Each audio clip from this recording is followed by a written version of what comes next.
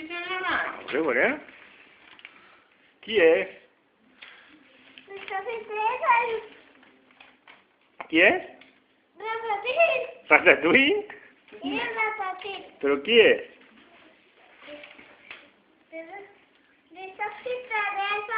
I qui més?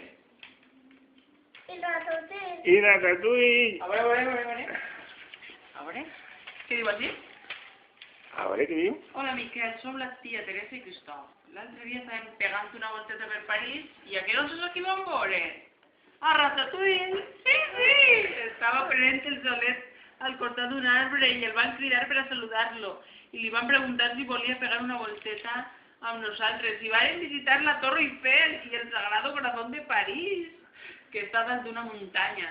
Ratatouille és molt simpàtic i li parlaven de tu i ha dit que espera que pront pugues vindre per a visitar París amb nosaltres. Molts besets de la tia Teresa, Cristóf i Ratatouille. ¿Sabes inglés, Ratatouille? Vaya. ¿La pata? Sí. Y mira. Dios mío, vamos a encontrar a Ratatouille cerca de la Torre Eiffel. Mira, Miquel.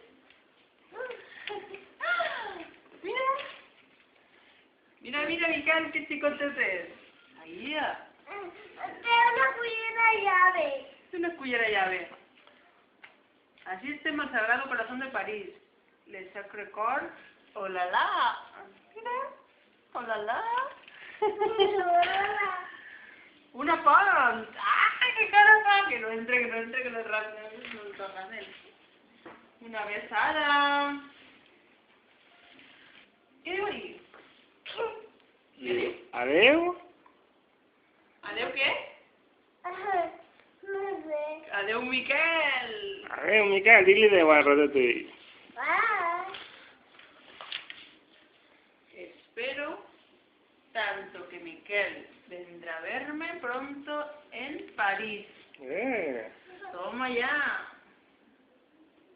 ¿Verdad? ¿Dónde? Bueno, venga, es para la Castilla.